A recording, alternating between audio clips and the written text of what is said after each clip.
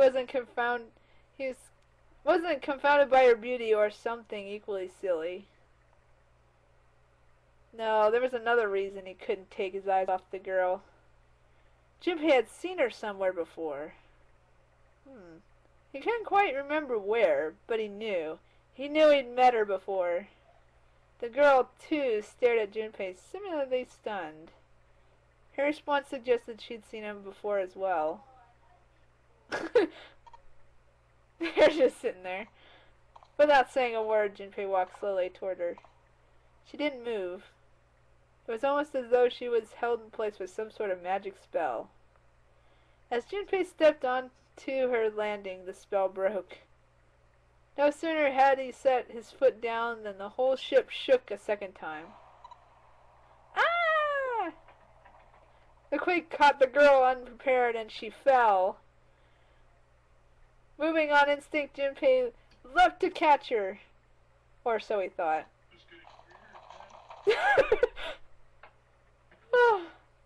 Her face was far closer than it should have been, mere inches from his own. He was flat on his back and she had landed squarely on top of him. The girl seemed as confused as he did, and her face suggested she still hadn't fully recovered from seeing him. For a moment that seemed to stretch for a very long time. Very awkward, too. They stared at one another. The ship stopped shaking. Oh, now it does. Everything was quiet. Water could be heard from the bottom of the ship, lapping faintly at walls and ceilings, but eventually that faded as well. The silence was complete, a thick, muffling blanket. At last, the girl opened her mouth. My gosh, is that you, Jumpy? Jumpy? What? Jumpy? That's what I said. Jumpy? Her words echoed through Junpei's head, and suddenly his memory returned. A cane? Oh, I see. Why hadn't he realized it before? The girl was a cane Kurashiki? Okay, we'll just call her a cane. She and Junpei had been friends in childhood. They've gone to elementary school together for 6 years. But what was she doing on this ship? See here, I'll show you the name. It's like Kurashiki? Shiki? Kurashiki. It looks like, yeah. Akane. Yeah, Akane. It's probably Akane. Kurashiki. Okay. Her soft eyes were only inches away from his own. He could feel the warmth of her face. Feelings he'd thought long forgotten began to work their way to the surface. He could feel his face heating up. At the moment, a speaker crackled to life, and a cold, eerie voice filled the room. Welcome aboard. I welcome you all from the bottom of my heart to this, my vessel. With the voice's invasion, the spell between Junpei and Akane was broken, and all hints of burgeoning romance instantly forgotten. They hurried, untangled themselves from one another, and struggled to their feet. Their 7 companions had heard the voice as well, and many of their faces had gone pale. They looked around frantically, desperate to locate the source of the voice. At last they found it. A speaker set in the ceiling. Oh, there it is. I am Zero, the captain of this ship. I am also the person who invited you here. The voice was harsh, obscured occasionally by the crackle of static. But but Junpei recognized it. How could he have forgotten it? It was the same voice he had heard from the man in the gas mask. Dum dum dum. Hey, asshole! What the hell is this? What? Come on out of here. I want to get a look at you. What do you mean to do to us? I mean to have you participate in a game. Some of you, I know, are familiar with this game. The non-hours game. It is a game where you will put your life on the line. Non-hours game? What the hell is that? The voices continued implacable. The voice continued implacable. The rules of the non-hours game can be found upon your persons. They are simple rules. Read them. Read them where? Non-hours game? Monopoly? Hey, there's something in my pocket. Check this out. Silver reached into his pocket and pulled out a small slip of paper. The rest of them reached into their own pockets and pulled out a similar slip of paper. Is that something you just have? Junpei followed suit and dug into the pocket of his pants. He felt the telltale crumple. No, he did not do anything bad. He felt the telltale crumple of paper slightly damp from his earlier ordeal.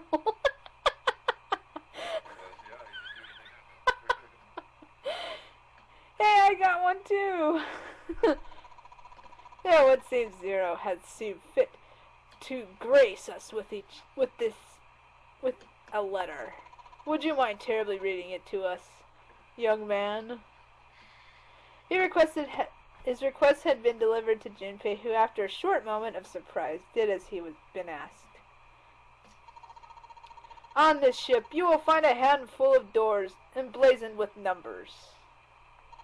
We will call them the numbered doors. The doors in front of you are a pair of the same. The key to opening these numbered doors are the number bracelets that each of you possess. Should you total the numbers on your numbered bracelets and find the digital root of that number is equal to the number of that door, the door will open. Only those who have opened the door may pass through. There are, however, limits. Only 3 to 5 people can pass through the numbered door. All those who enter must leave, and all who enter must contribute. 5. Bracelet. Junpei figured had meant that bulky thing on his wrist. Or that watch. He glanced around. It looked like everyone else had one as well, and had come to much of the same conclusion. The purpose of the game is simple. Leave this ship alive. It is hidden, but an exit can be found. Seek a way out. Seek a door that carries a 9. Junpei had reached the end of the letter. There was a long moment of silence, and then the speaker crackled to life once more. There is one last thing I must tell you. You have no doubt surmised this ship has begun to sink. On April 14th, 1912, the famous ocean liner Titanic crashed into an iceberg. After remaining afloat for 2 hours and 40 minutes, it sank beneath the waters of the North Atlantic. I knew that. I would give you more time. 9 hours. That is the time you'll be given to make your escape. The voice finished and the speaker went silent. The sound of a bell tolling echoed through the hall. It came from the dance hall, adjacent to the stairwell. It took those assembled on the stairs mere moments to trace the sound to an antique clock embedded in the wall. 7, 8, 9. The sound of the 9th bell faded away. The 10th never came. That meant the time was 9 o'clock. No duh. Most likely 9 o'clock in the evening. When Junpei had peered out the window of his cell, he'd seen nothing but blackness. It had to be night time. If that was the case, then they would need to escape by 6 a.m. the following day. Now it is time. Let our game begin. I wish you all the best of luck. No. The speaker went silent and did not speak again. Those staircases kind of reminded me of the Titanic. That's what I was thinking. Yeah, I was like, that does look like the Titanic a little bit. Silver yelled at the speaker with language coarse enough to embarrass a sailor, but the rest of Junpei's companions were silent, deep in thought. Junpei, too, was consumed by his thoughts. Dum dum dum. There was a great... What?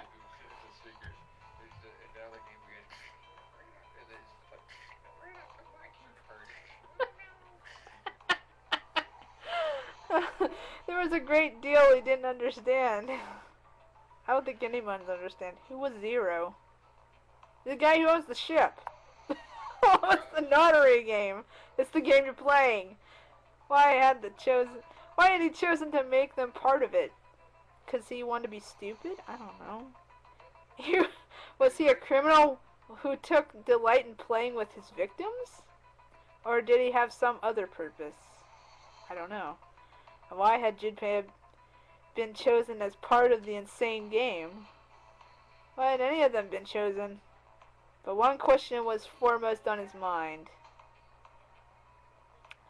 Akane. They hadn't seen one another since elementary school.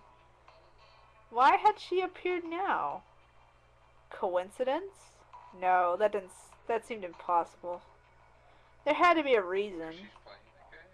He didn't know what it might be, but there had to be a reason. She's playing the game. Very well. The lion's voice seemed oddly loud in the silence. Standing around here won't do us any good. Best we get moving, don't you think? Get moving? Are you planning to open the numbered doors? Hey, wait! Don't tell me you're actually going to do what this Zero says! No, that's not what I meant. The lion shook his head, mildly annoyed. I'm saying, let's find another way. After all, we haven't really examined this place yet. That's true, you were just running around. What? What?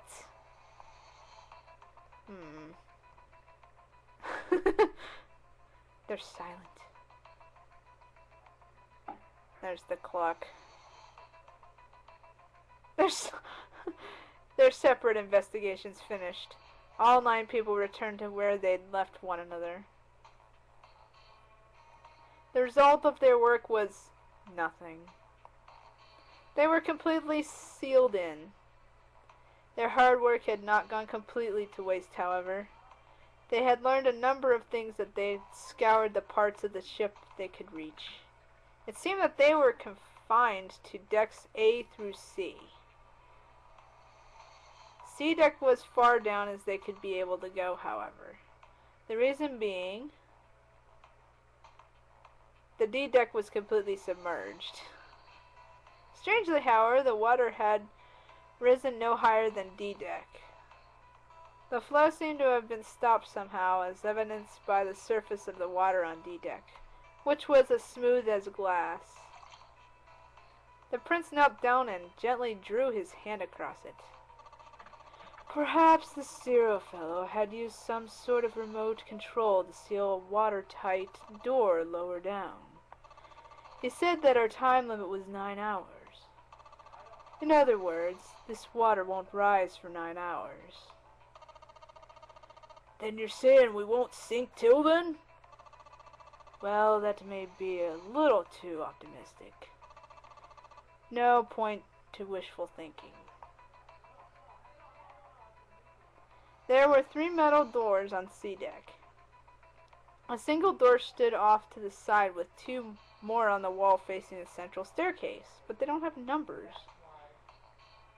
None of them had numbers or verification devices. They were, however, locked like other doors. No matter how much they pushed and shoved, the door refused to move. The mountain and the lion threw themselves against them a few times, but to no avail. The door in the back had a keyhole. Just above it was a strange mark in the shape of a circle surrounding a dot. That is a weird one. There were 2 other doors on C deck as well, but it was clear they were elevators, as each had a button next to it with an upside-down triangle. They tried pushing the button. No response. Apparently there was no power running to the elevators. I would think so because it's sinking. To the left of the elevator door was a card reader. The card reader also had a strange mark on it. Yeah, that is a weird mark. It looked like a lowercase h with a dash drawn across the upper stem of the H. Junpei stared at it for a while. The symbol of Saturn?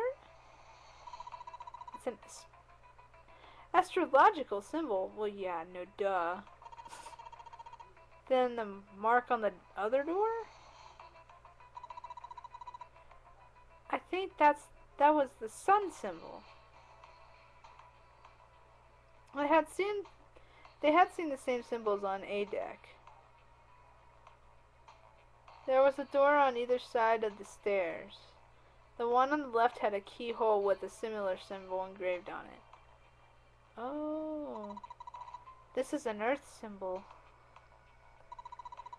The horizontal line symbolizes the equator and the vertical one represents the prime meridian. Junpei looked up at the ceiling.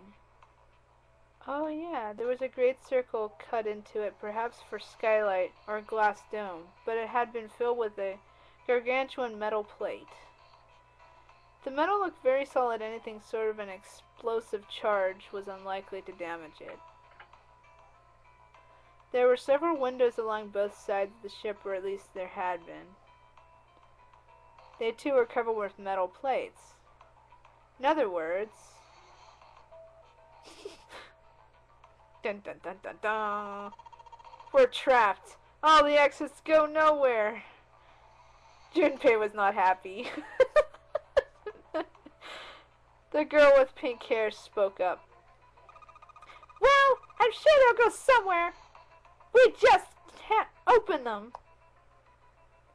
Then the mountain spoke. You don't know that. For all we know, they just open into walls or take us in circles. The prince did not agree. No, I'm sure they go somewhere. Otherwise, what point would there be?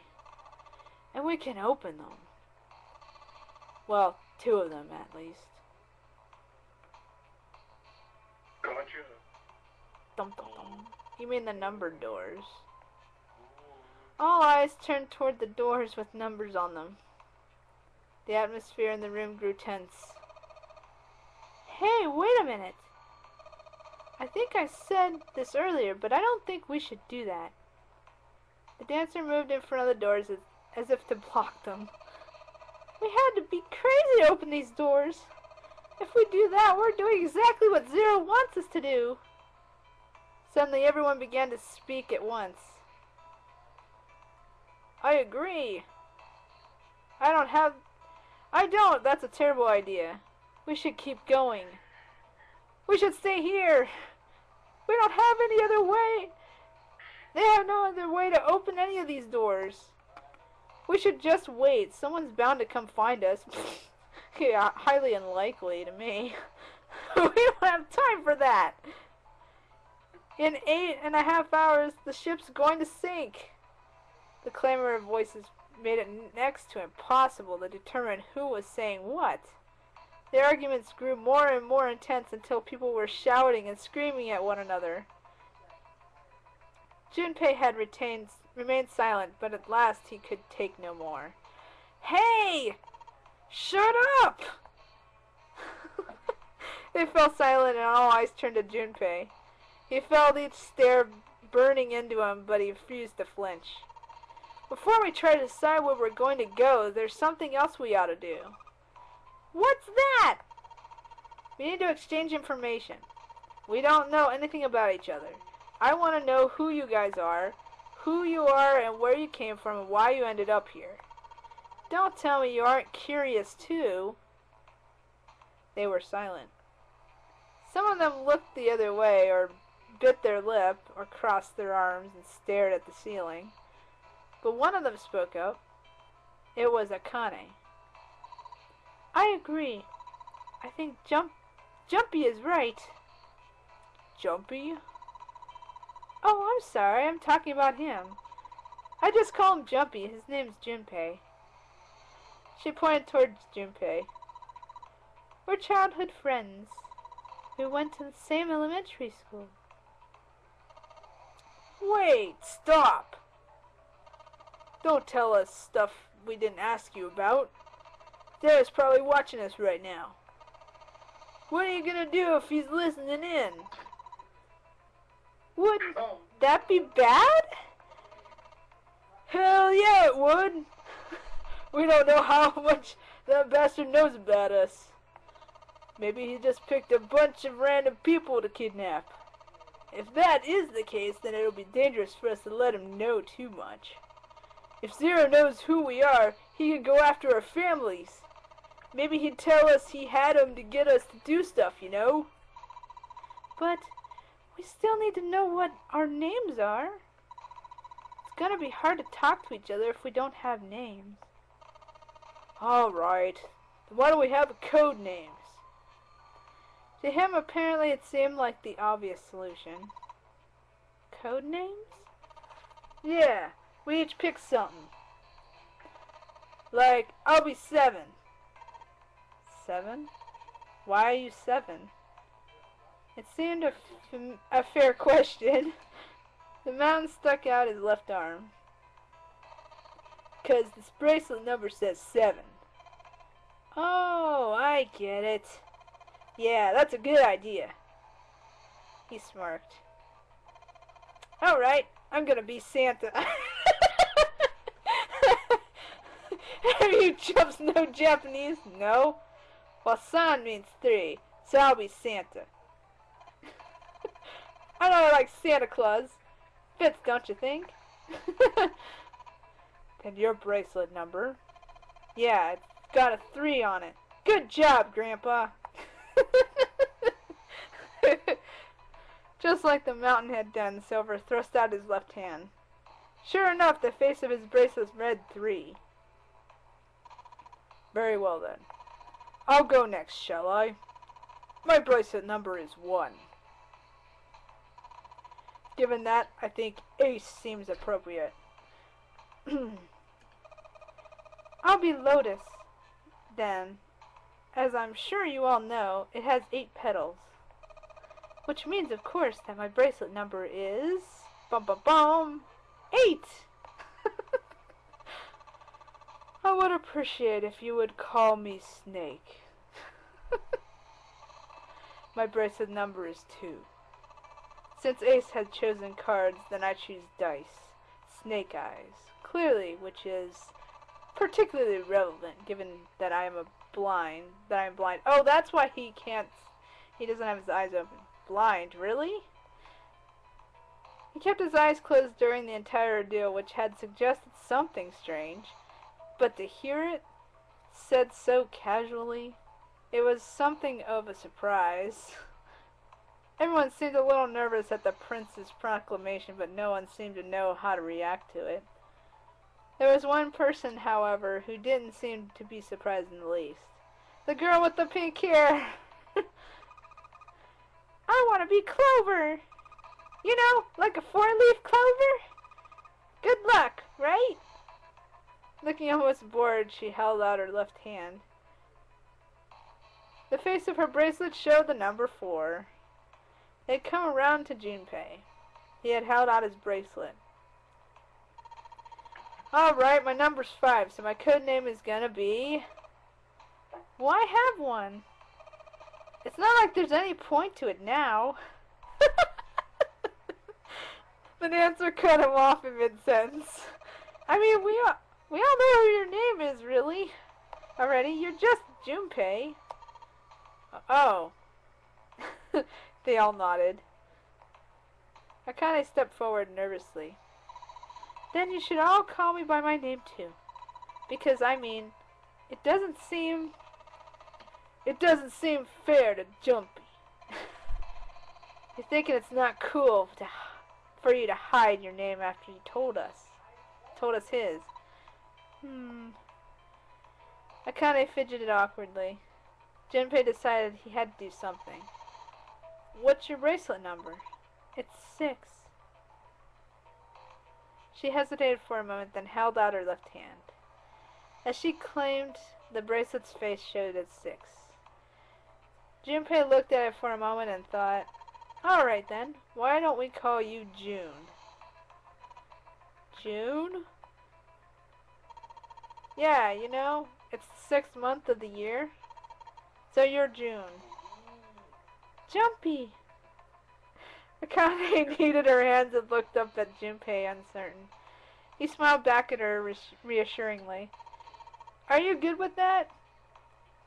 She thought about it for a few more minutes, then seemed to come to a decision and gave Junpei a small nod. Their names decided, Junpei ran over them quickly in his head. 1 was Ace, 2 was Snake, 3 was Santa, 4 was Clover, 5 was Junpei's number. Akane was 6 and Junpei had given her the code name of June. 7 was 7, and 8 was Lotus. That meant that 8 of them, including Junpei, had revealed their bracelet numbers. But there was still one person left. He was the man with glasses and hair like a bird's nest. He hadn't said anything since they met on the stairs, and he didn't look like the sort of person who was inclined to conversation. His skin was pale, his breathing was heavy, and he was soaked with nervous sweat. His behavior seemed very suspicious, or perhaps simply emotionally unstable. It was difficult to tell. Whatever the case, it seemed clear that he had only a fingertip worth of a grip on his sanity. The girl with pink hair, Clover, walked up to him slowly. She put her hands on her hips, eyed him suspiciously. What number are you? He didn't answer. His bloodshot eyes twitched from person to person, and his breath came in hot pants. Hey, I'm talking to you! The man licked his dry lips with a shaking tongue and spoke with a voice like old paper. Isn't it obvious? There are 9 people here. And you know whose number 1 through 8 are. I'm the only one left. So you're 9! Yeah! He extended a trembled arm. The bracelet did indeed say 9. Clover looked at it contemptuously. What's your code name? Code name? What did you want us to call you? We all made up names. You should too. I don't need one. Why not? Because I'm not gonna stay here with you. He took a stuttering breath and exhaled.